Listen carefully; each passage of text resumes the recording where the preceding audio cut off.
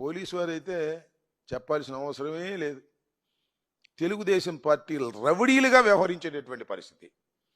మా వాళ్ళ మీద దాడి జరుగుతుంటే సినిమా చూసినట్టు చూస్తున్నారు. దాడి జరిగిన తర్వాత ఎవరైతే గాయపడ్డారో వాళ్ళ మీద కేసులు పెట్టే కార్యక్రమం చేస్తున్నారు.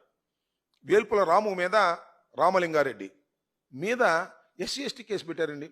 నిన్న చావు బతుకుల మధ్యన ఉన్నటువంటి ఆ వ్యక్తి మీద, వైఎస్ఆర్ కాంగ్రెస్ పార్టీ నాయకుడైనటువంటి వ్యక్తి మీద కేసు పెట్టారు. అంటే మమ్మల్ని కొట్టిన తర్వాత మా మీదే కేసులు పెట్టేటటువంటి కార్యక్రమం పోలీస్ యంత్రాంగం చేస్తున్నది. ఇక్కడ ఒక విచిత్రమైన విషయం చెప్తా.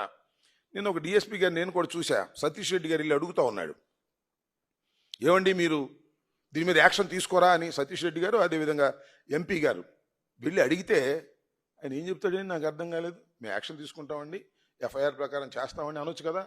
ఇంతకుముందు ప్రభుత్వం కన్నా కూడా మెరుగైన శాంతి భద్రతలు ఇస్తాం. ఆ మాట ఏంటి?